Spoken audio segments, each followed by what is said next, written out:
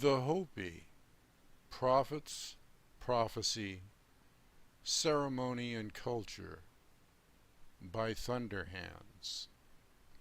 The precise origin of the Hopi is unknown, although it is thought that they and other Pueblo peoples descended from the ancestral Pueblo Anasazi, whom the Hopi call Hitsatsanam, or ancient people.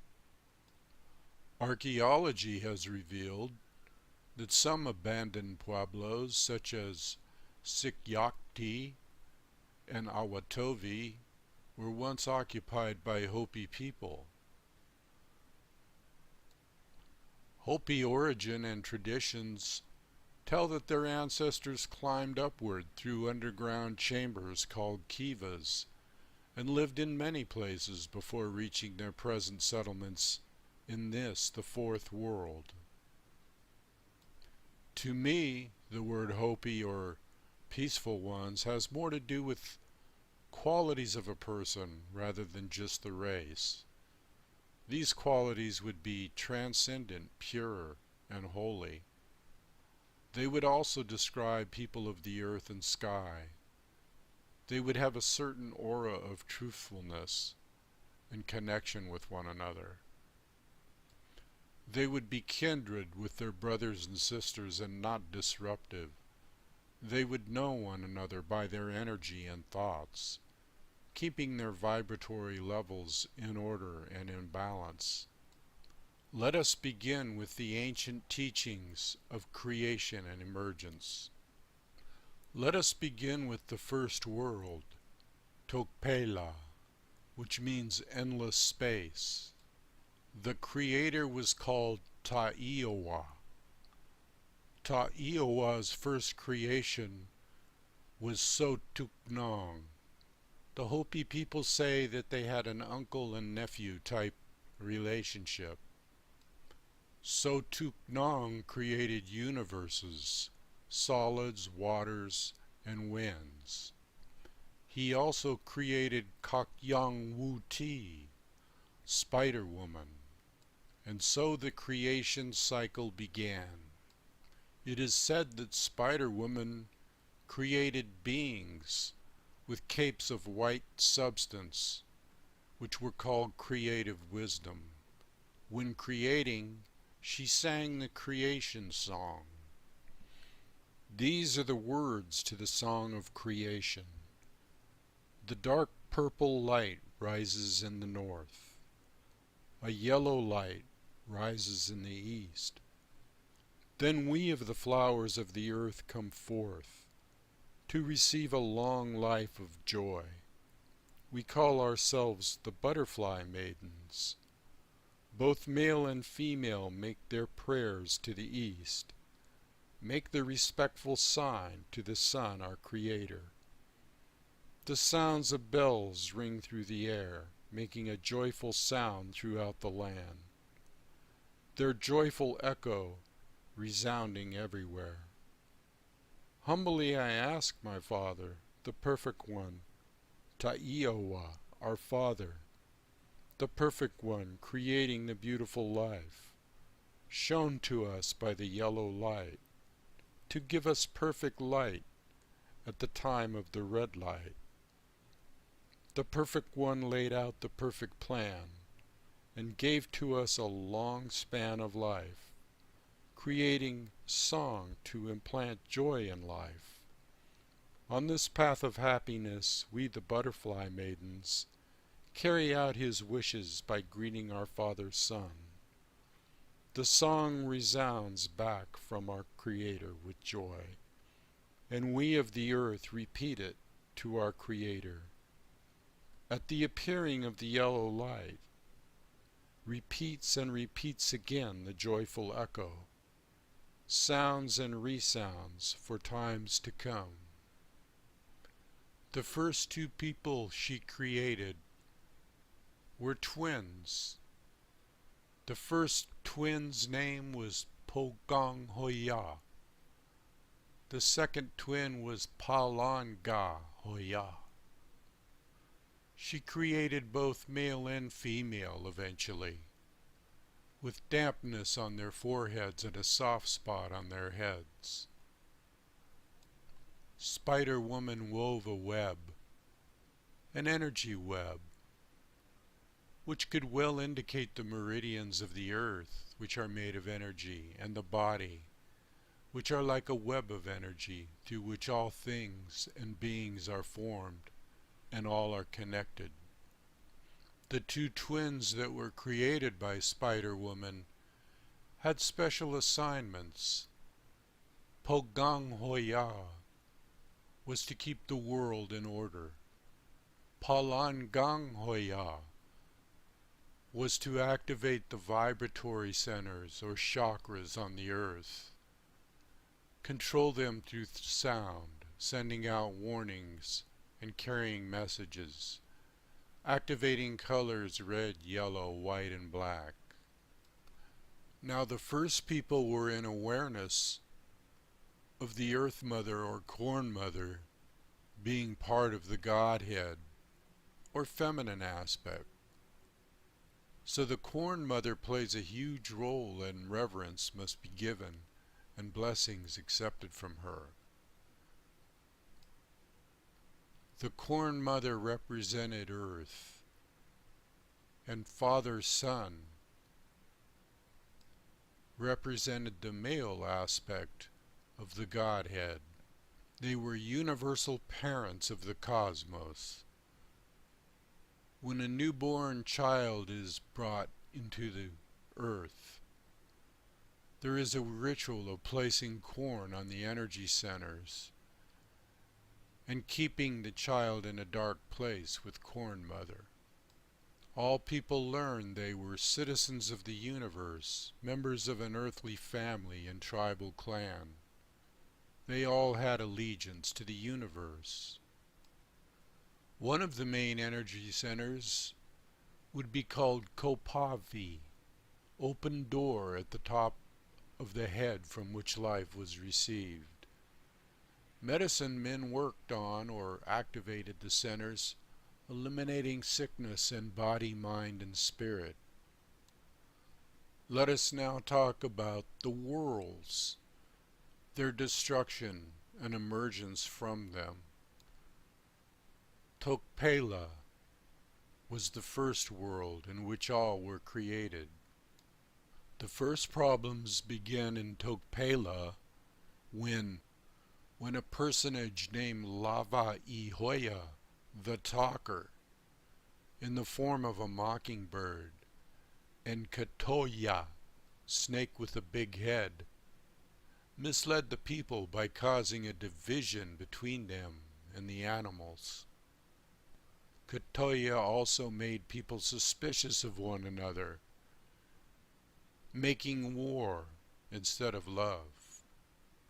So Tuk Nong, the creator of Spider Woman, saw things were bad and directed those through the energy center on the top of the head, again called Kopave. He directed them to follow a certain cloud and a certain star at night. They were chosen people. Eventually they were led to a big mound where the ant people lived. Ant people received them through the ant kiva. Kivas were a round hole in the ground. So eventually the earth was destroyed by fire, while the chosen were hidden in the womb of the earth. So the people, after the destruction and living in complete harmony with the ant people, emerged into the second world, Tokpa, meaning dark midnight. The second trouble began with trade and bartering. Everything they needed was there, but they wanted more. Things that they didn't need. Materialism. They forgot to sing praises to the Creator. A few people continued in singing the songs, and Saktu Nong heard it through their centers and the centers of the earth. He told them that Spider Woman said their thread was running out on this earth, a warning. So the third destruction began when the twins, who controlled the poles of the earth, abandoned their control, and the mountains tumbled into the oceans, and much chaos reigned. And again the people took refuge with the ant people in the kivas, and the ice age began. Destruction. Soon the twins were told to reoccupy their stations. After a long time the people emerged, climbed the ladder from the ant kivas, and were told to respect one another and the Creator and sing in harmony from the tops of the hills. They emerged into the third world, Kuskurza. Kuskurza had properties. Its direction was that of the east, and the color was red. Chiefs upon it were copper, Palasiva, and Piva, tobacco. The bird was crow, or Angwusi, the animal antelope, or Chuvio. After they climbed the ladder from their kiva into this new world, there was multiplication in large numbers, big cities. This created another difficulty. More and more they became corrupted. They used their reproductive powers in a wrong way. One woman became world known for dispensing favors in turn for turquoise necklaces. Many people made what was called patu, vota, flying shields, round craft made of hides, attacking one another, war. Spider-Woman came to save the spiritual ones by putting them in plants with hollow stems called reeds. She entered into the inside of the reeds with the people in order to save them. They had water and cornmeal. The world was destroyed again by water. The people used the reeds as boats, rafts, in the water, and came to a rocky island. All guidance was through the top of the head, or the crown chakra, the main energy point for speaking to the Creator. They traveled to many islands and lands, none of which the Spider-Woman deemed suitable, but at last landed on a shore with sandy soil. All the islands they had traversed were caused to sink by Satuknang, with a promise to re-emerge so people would know they spoke the truth regarding their journey. These were called land bridges. This was at last the end of the third world, an emergence into the fourth, called Tuwakchi, the direction being north, the color yellowish white, or Sikyangpu. The chiefs upon it were the bird, which was an owl, and Mangmao, the animal mountain lion, Tohapko, mixed mineral, Sikyapala. This is the present world we live in now. It had height, depth, heat, and cold, beauty and barrenness. The people heard a rumbling noise, and that is when they met a handsome man named Masa, the caretaker and protector of the land. He told them the new world was called Adviya, backbone of the earth, and that migrations would begin. The back door of the land would be the north, and anyone entering through it would be severely taken care of, reprimanded, unless consent was given. So that is my narration of how things began. But now let us talk in a more relaxed manner about some of the things that we can get from this, and some of the things that we can see from previous emergences and destruction of the worlds, and some of the ceremonies and things that I am about to speak of. Now there's much to learn from these creation stories in my view. And the fact that they are stories is one thing, and they most likely are true since the ancient Pueblo people, the Hopi, were around for maybe 20,000 years. They may not have been known by the name Hopi, but Hopi is the name they are known by today. And they came from a long time ago, ancient times. We see that their previous destructions were water, fire, and a polarity of the earth being taken out of balance. So we have to think about these things. We have to think about what element might be next. Could it be air? Because that seems like the logical conclusion that I come to. We had water and fire and earth polarity, and so I had a vision that the next destruction could very possibly be some type of solar wind or wind storms. And as I delved further into my research, I came upon other things that confirmed this feeling that I was having. We've also seen that through creation, man has within him several psychophysical centers or energy centers called chakras.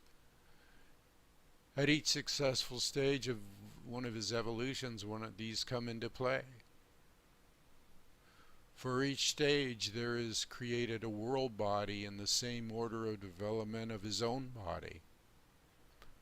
But now let us talk about migration, because that's a very interesting part of the story. Now the migration began as pictured here, and that's why you see this sign sometimes, which is not a swastika, as the Germans used later, and they stole from the indigenous people. Actually a reversed version. So they were given specific instructions from Massa, who was, for all intents and purposes, the creator or the overlord of this newer world, the fourth world. And he described the manner of their migrations and what they would recognize. And all of these are on sacred scrolls, which I will mention later. Now the migration story in this new land we now call Turtle Island is an interesting one. I'd like to repeat it here and tell it to you. The people began by climbing up on a high mountain with two insect people called Métis. They resembled the katydid locust, which is an insect that has heat power. When this was done, they were to undergo a test from a great bird called the eagle. Now the eagle poked an arrow to the eyes of the Métis, not touching them, but really close. They survived the first trial or test of the two tests that were given them by not blinking. Then the eagle decided that he was going to shoot an arrow through their body. But the Métis lifted a flute and began playing a sweet melody. The song is still remembered. There are ancient words that no one knows the meaning of. They are as follows. Kitana po, kitana po, kitana po, kitana po, aina kinawe, kinawe, chilili cha, don kavaki, masi kavaki, kive name, hopet. Now this flute playing by the first insect and second insect morphed into what we know or was originally. There are many things we don't know, but this is where the god Kokopele, the humpback flute player, came from.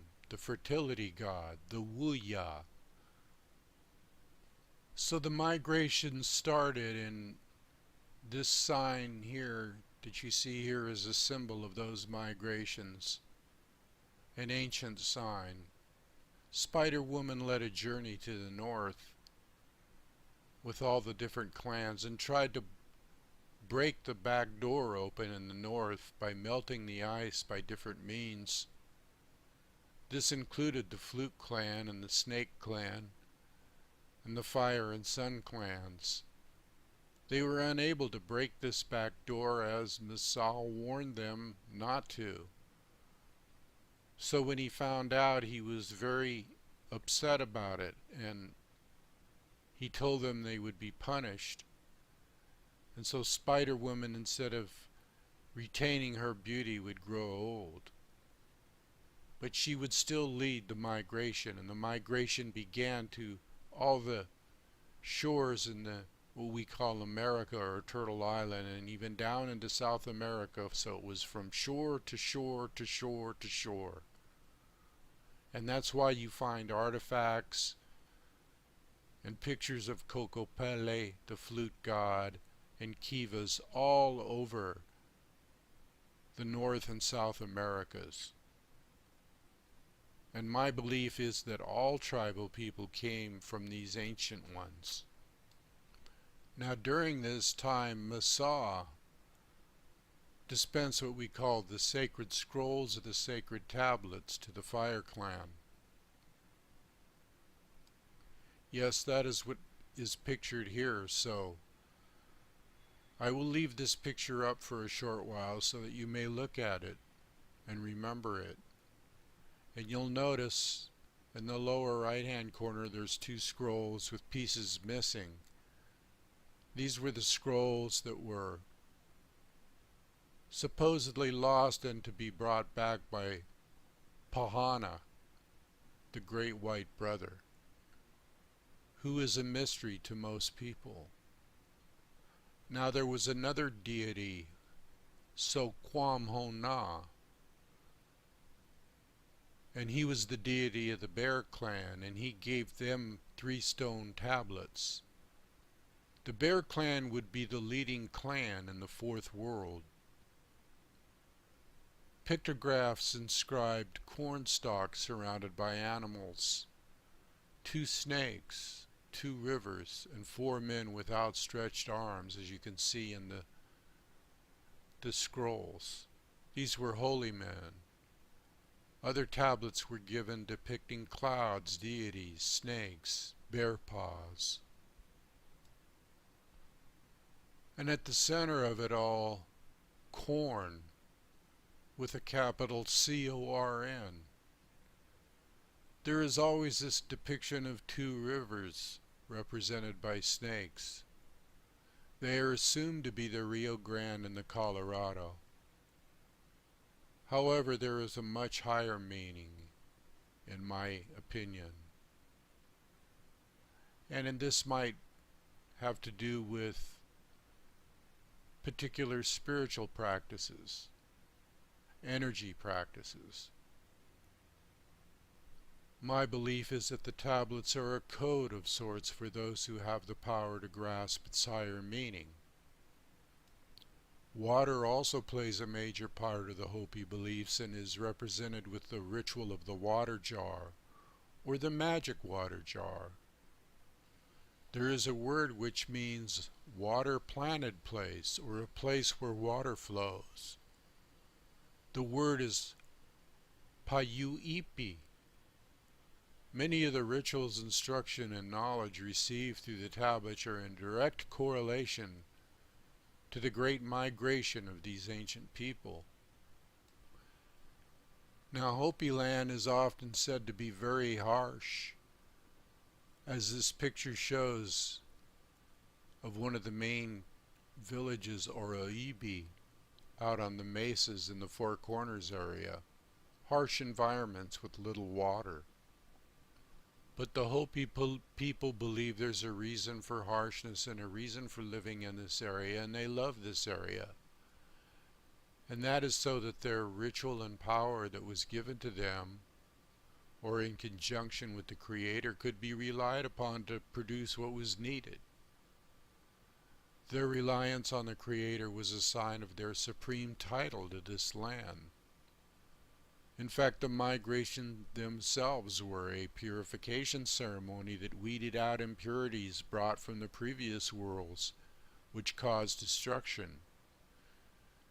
The animals and clans named after them were a big part of the whole picture of oneness with the creative forces, which they had been in alienation from in the past.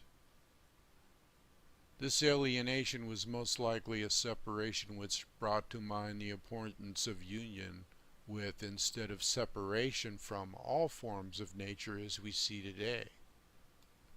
There are many, many rituals and ceremonies that will be discussed, but can only be touched upon, just enough to give the listener a general picture. The ceremonies, clans, and whole worldview are so esoteric that few will ever understand the true meanings. Even some of the people themselves don't understand the meanings. But one must have the doors to the top of their head open to receive meaning and instruction and guidance. Here's another shot of Oroibi on the high mesas in the Four Corners area of Arizona. Before I go on to other things, I would like to discuss a little bit about the Bo clan, which is a clan that was supposedly involved in wickedness and corruption and somehow caused part of the world's destruction in the third world. Somehow they escaped the destruction of the third world when they were left behind by other clans. This seems to be a mystery. But they appeared and followed the other clans in a migratory fashion.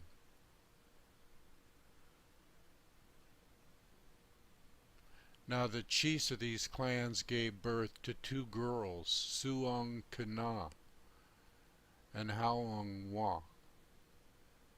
Haong Wa organized her own people and broke off into the Aroshaf clan.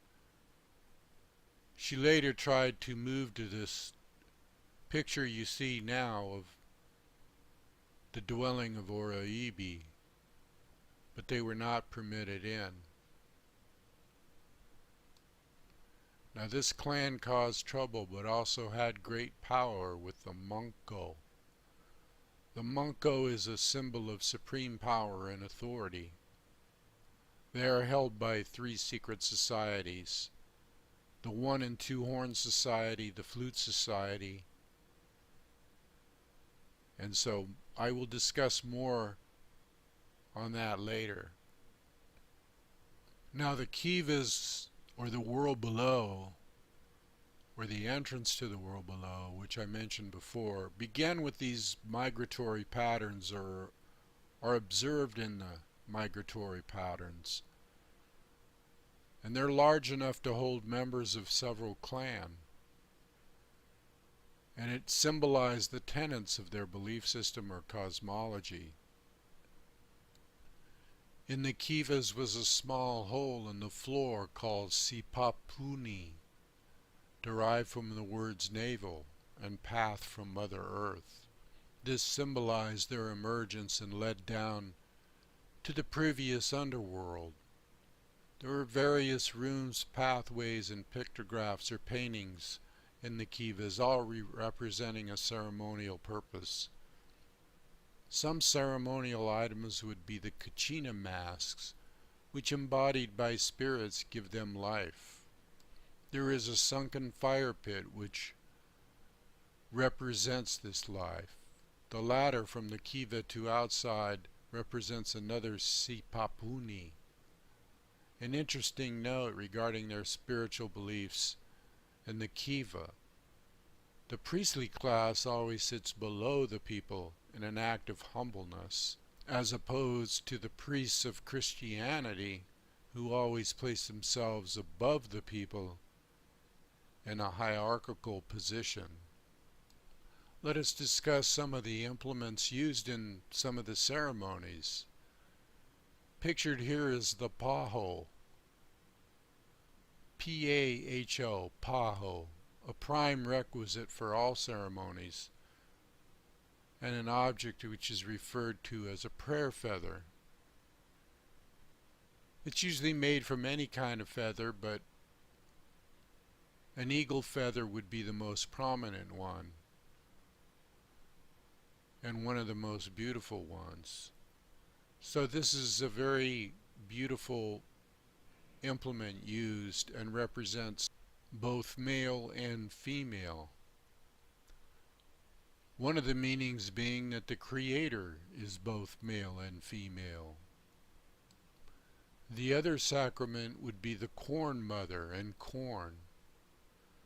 The Corn Mother and corn itself plays a major role in the lives of the Hopi and their spiritual belief.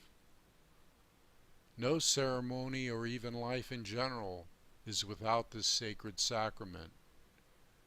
It is another indication of the balance of the male-female aspect of the Creator and shows a close tie to Mother Earth. The Hopi assertion is that corn was divinely created for them in the beginning of the first world and provided as a staff of life to continue through successive emergences into the second, third, and fourth worlds. Now the smaller ears of corn are given particular significance, and their name is soiwa. Corn is considered a unifying aspect of the male-female principles as mentioned before, and the Corn Mother is considered an entity the same as Mother Earth. Cornmeal is used in many and varied ways on a continual basis. It almost goes without saying that cornmeal plays an important part in the lives and all the ceremonies. Corn is also seen as our own body as we eat it to sustain us. It's ironic that modern companies are violating another natural law by genetically altering the makeup of corn. Let me say a little bit about the ceremonies, and one thing I want to say is that it would take 10 hours to try to describe all the things that go on in the different ceremonies, so I'll just give a brief rundown of what they are and what they represent. And these are the ceremonies. The Wu Chim. This is one of the first of three great ceremonies, and it occurs in November and portrays the three phases of creation. The purplish dawn, when the shape of man is first outlined, the yellow light of dawn, which reveals man's breath, and the red sunrise glow in which man stands proudly revealed in the fullness of creation. This is the ceremony of the Wu Chim. The second great ceremony is Soyal, meaning so, all, and Yal, year. This is again the second great ceremony at the winter solstice, and symbolizes the second phase of creation at the dawn of life. This ceremony confirms the pattern of life development for the coming year. And within it we have the Kachina night dances, where the first of the Kachinas or spirits come from the stars via the San Francisco peaks in the Four Corners near Flagstaff, Arizona. They come to help the growth of life after germination. Now the three major summer ceremonies are Niman Kachina, the going home of the Kachinas after their appearance and their help during the winter. Next would be the flute ceremony. This simple ceremony embodies in song and symbolism the whole pattern of man's emergence to the present world. This ceremony is held every other year, alternating with the snake antelope ceremony. Now, the snake antelope ceremony, this ceremony is one of the most spectacular because of one of the dances called chuativa, or snake dance. This is where the participants dance with rattlesnakes in their mouths. It is the least understood of all ceremonies, but its meanings, its deepest meanings, lie hidden within a dark, primeval mystery, perhaps unfathomable to even its modern participants. And following that would be the Yaya ceremony. This ceremony is described as a magic fire ceremony. This ceremony is also shrouded in mystery, but is connected infinitely to the inhabitants of the Aztec, Chaco Canyon, and other ancient ruins. Now, to finish out this video, and it will take a while, we're going to discuss prophecy. And what you see here is prophecy rock. And everything that I have mentioned, the ceremonies, the creation of the worlds, all the different things that I have mentioned up to this point are to shed light on prophecy. In fact, all their stories, their whole life, their whole being, I believe, is steeped in messages through stories, messages that we need to look at closely.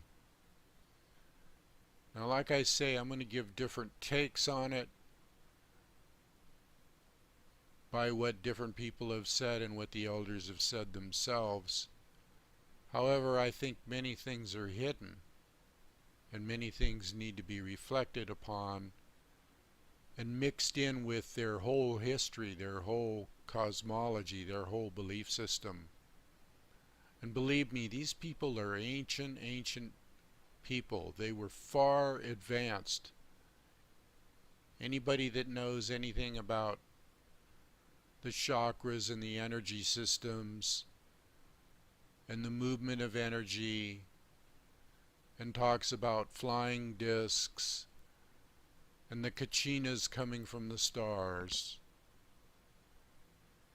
you better believe that these people are deep, and what they have to say should be listened to with reverence. In my mind, the Hopi people are the most spiritual people on the planet. They may be the seeds of the planet. Their civilization goes so far back we don't know what the beginnings are. Nobody knows. And their prophecies are detailed. They're not hit and miss. But I will start, and I will call this take 1 on Prophecy Rock, and this is what is said about it. Now, this is near Oroibi, Arizona, and it's a petroglyph, and it symbolizes many Hopi prophecies, and some interpret it in the following fashion. The large human figure on the left is the Great Spirit. Some say it's Masa. The bow in his left hand represents his instructions to the Hopis to lay down their weapons.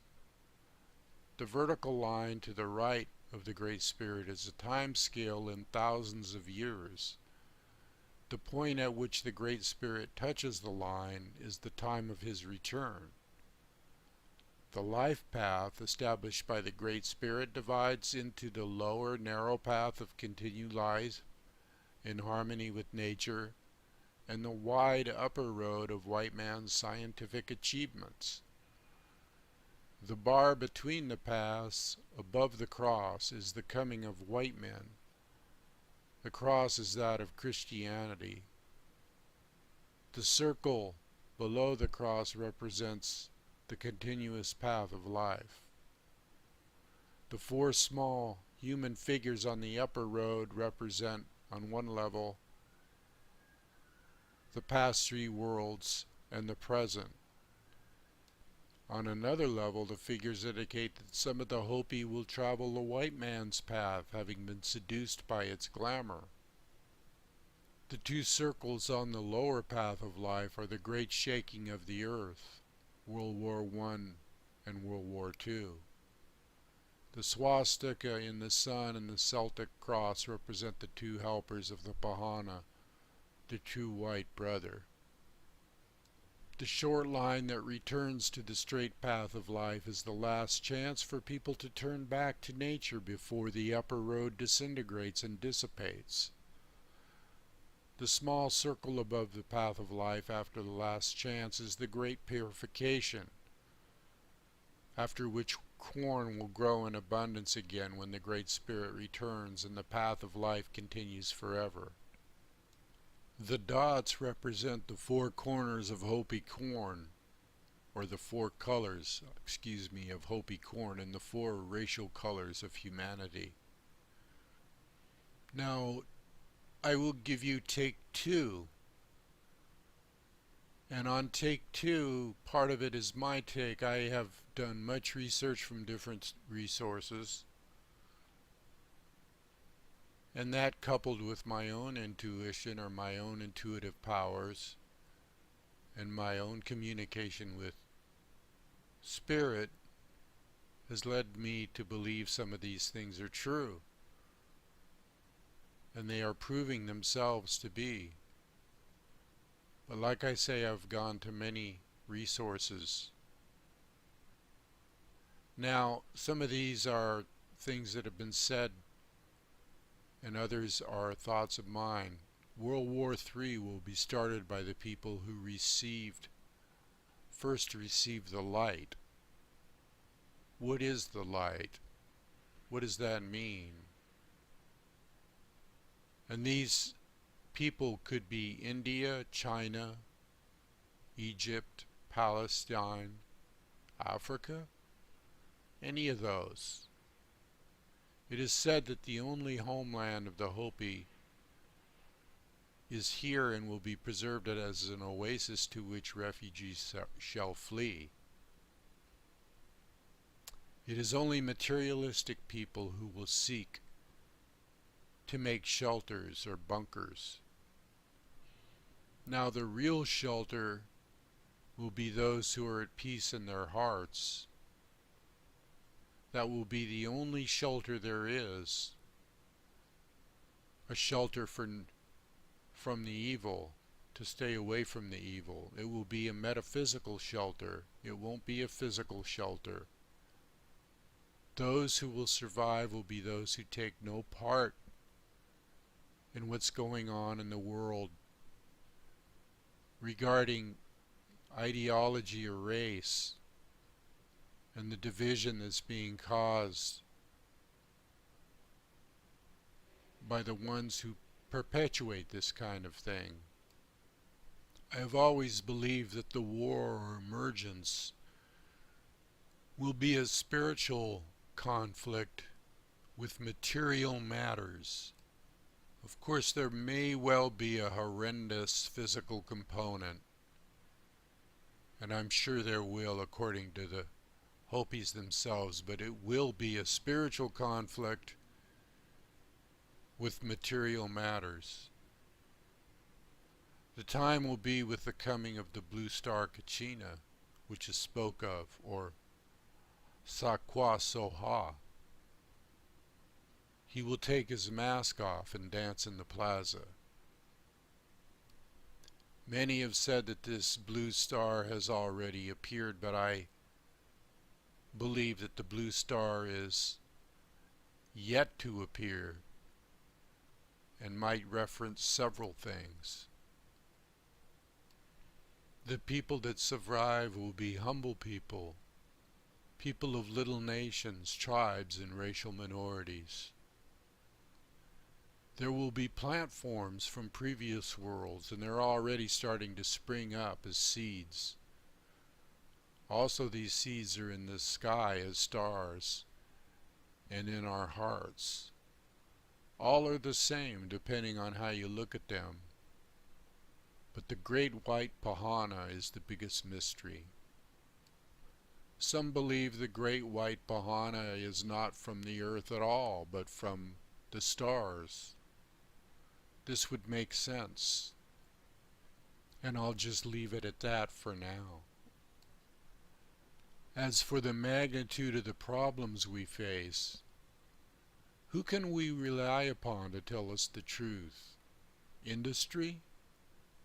Governments? Have they ever? In a global sense, we have jeopardized our own existence by waiting too long before we have faced facts. Hopi prophecy is broader in scope, more comprehensive in details, and tells us why we may have waited too long, or maybe what we can do about the future. Prophecy comes from Creator, remember that, not people. Just 2 or 3 righteous people will be able to fulfill the Creator's commission, maybe even 1. Corruption of the Hopi by the white man and his ways is a big danger. There have always been splits in the Hopi community. There have always been the traditionalists. And then there are the progressives who want to take on some of the white man's ways, some of the modern technology, some of the easy devices, instead of relying upon the Creator. Some must carry this torch because the Hopi community is dwindling. And remember, what I said at the beginning of this video is that Hopi is not just a people, but it is a way of thinking, a spiritual way of thinking, and they were here to show us this. They are here to show us. They are still here, but we must help them. We must think like they do. We must follow the prophetic instructions. We must delve deeper into what the meaning behind them is, but it's pretty obvious. Now, some of the other signs that might be seen or are said to be appearing in the time of when it's critical are things like halo of mists around heavenly bodies. Well, we have already seen that. There has already been that. Big changes in weather. Well, of course we've seen that because we have summer in the winter and winter in the summer. And then they actually speak of how a war will be started against terrorism. They actually speak of this. A war to save the innocent and punish the guilty. But the question is, who are the innocent and who are the guilty? When we speak of materialism, modern man began to depend on the money system rather than food. Such things will become useless. Money, technology, industrial machinery will come to a standstill. When the world of the common man realizes that their leaders have failed, they will be hunted down like animals. This is spoke of. In turn, the leaders will turn against each other. Now, something else that is spoken of is liberators that will come from the west and drop from the sky like rain and have no mercy. Now, the Lakota people believe in the 4 directions, as do the Hopi people and other people, and the Wakanyan come from the west, the thunder beings, and they are in control of wind and storms. And I mentioned at the beginning of this video that out of all the destructions, wind seems to have been left out. And so I feel like wind will be an element that will be employed along with all the other things that have already happened in the previous destructions. And whether it be a solar wind, which we are having now, or winds and storms on the earth which are unprecedented right now. These are some of my thoughts, that this emergence and some of the destruction will be from wind. Now the gourd of ashes is spoken of repeatedly, and I firmly believe, as is said by them, that radiation will be a destructive force also. It is said a sudden eruption will explode in the midst of their follies. It will glow brighter than the sun. It is said the earth will turn over 4 times. It is said they will end up in the lowest darkness, crawling on all fours. And at that time, the spirits of the ancient fathers will return, the Kachinas, the supreme Kachinas. Prophecy and the destruction of this 4th world and the emergence into the 5th is the big question everyone wants answered, but little take the time to investigate. There are many dimensions to what the Hopi have to tell us, and they have told us over and over, not only through literal words, but through the wonder of their history, cosmology, and ceremonies, like I said before.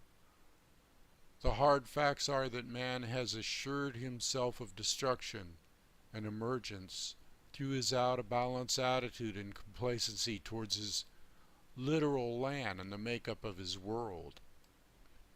It is easy to see through the history of the different worlds and their destruction what is the root cause of all the problems on the earth from the beginning of their emergences.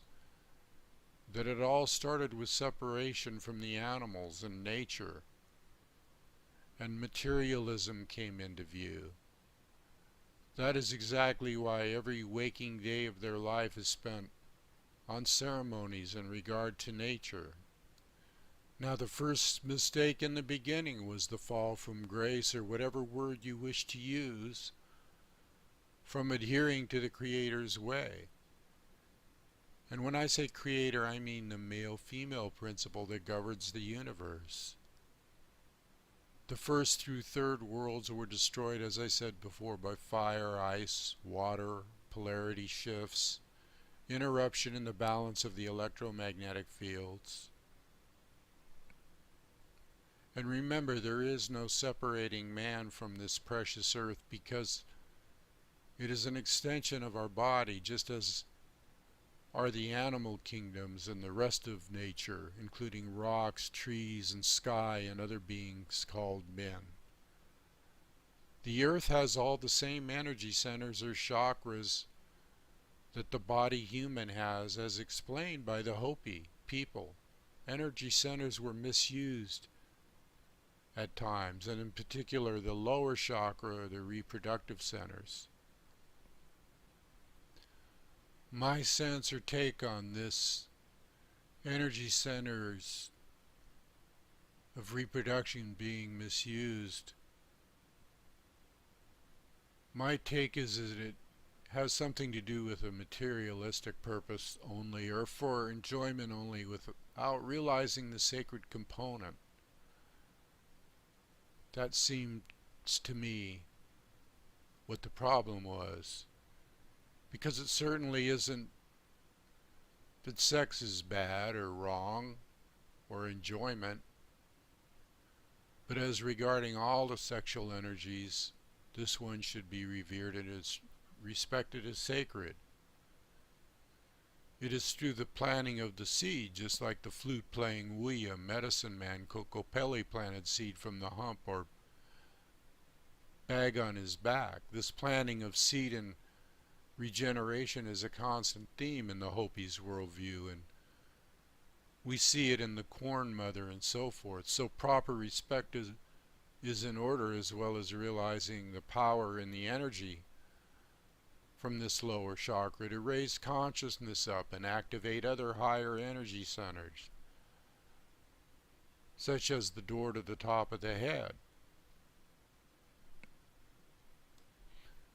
But today you see both men and women using this center for gaining materialistic advantage and for control instead of for the sacred unification and oneness with themselves and the Creator. You know, this oneness not only bears a physical child, but a spiritual one as well. There is a whole other aspect to union, as seen in other sacred traditions such as Tantra from the East. And there were sacred initiations and societies within the Hopi considering sexual practices. The Hopis certainly were not uninformed in these matters and were actually quite sophisticated in their practices. One of the societies, the Dumeya, was one of a underground nature or a secret nature, but there were things that were done by some of the participants, such as the young lady pictured here. Now, having her hair up like that instead of long indicates that she is past the age of puberty and more into the age of knowledge about such matters. Just for a little insight, sometimes girls and older women would initiate this Dumeya practice by letting the boy or man of their choice know they were interested. And the boys as young as 12 sometimes would sneak with a blanket wrapped around them into a woman's house, so it is said. Males and younger men would secretly carry on several relationships at the same time, visiting the women on alternative nights. However, excessive sexual activity was frowned upon as misused and was to be used for purposes of learning and to be a good man to your woman or a good husband to your wife or a good wife to your husband. What was excessive to them may not be to what their standards were, and coming from a dogmatic moral position, but more from a natural one, which would allow more freedom and less guilt. It was more of a learning experience, like I say, with the older sometimes instructing the younger. Sometimes women would want certain men to visit them, and other times aunts or older women would instruct younger boys in sexual matters. All in all, it became a subject among them as a light-hearted banner and a joking around or laughing about things experienced and learned, not repressive, but expressive in a healthy way. So when some of these things that you hear about why certain worlds were destroyed and the fact that it was misuse of certain energy centers doesn't necessarily mean the Christian dogmatic view as interpreted by many, but more of a view of not using it in a sacred manner. So that is something to think about. They had many practices and many names for these practices, like getting advice from the wise, called tutavo, could be anyone older than oneself. Didn't have to be necessarily an old elder, but anybody that was older than oneself that you would seek advice from. Now, getting back to looking at the destruction of the worlds and the cause of those destructions, we can determine a strong message as to what is coming and how it will come. Symbolism is the key here. These ancient people used a lot of symbolism in their life, and so why not in their stories of destruction and recreation or emergence? One must look at the bigger picture. All the things we see today causing imbalance which leads to destruction, has been seen before in their emergence stories. Their worlds could not only be actual worlds, but in a sense worlds of thought to be passed on. The best way to pass on a teaching is through stories. Stories are never forgotten and are sometimes archetypes to be imprinted upon the minds of men. When the Hopis speak of the gourd of ashes or radiation, or the sea turning black and all living things in it perishing, or the giant webs that would encircle the earth, they are speaking of technology and propensity for destruction. When they speak of the flying crafts of previous worlds and war, they are speaking of not only literal events, but those shaping our world now. We have to remember that these people were so far advanced that they are what I call dimensional thinkers and travelers. Much of their belief systems, if not most, revolves around the stars and those who come from them. The sacred Kachina, Katsitnam, or spirit. Who knows what dimensions have been traveled and what lessons have been literally learned? Their civilization were huge and far advanced, way beyond our comprehension. Nobody really knows where their origins were. As I said before, the one fact remains: they separate themselves from the outer world of technology and have little use for it. They have done better without it.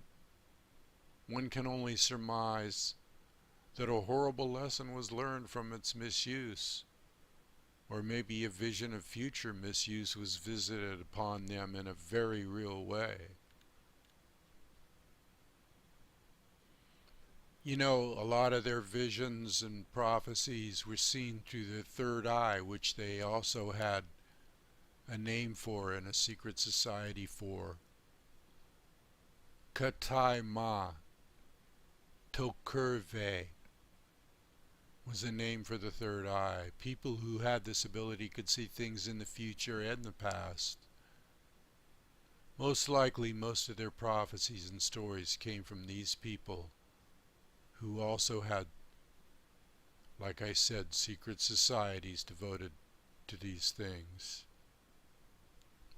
So in conclusion, I'd like to say we have seen many things happen and are happening right now as we speak concerning radioactivity and the sea turning black and the incident at Fukushima and other nuclear power plants, the weather changes, everything that they have spoken of seems to be coming to a critical mass at the present time. Their prophecies have informed us. Their elders have begged us. Will we listen?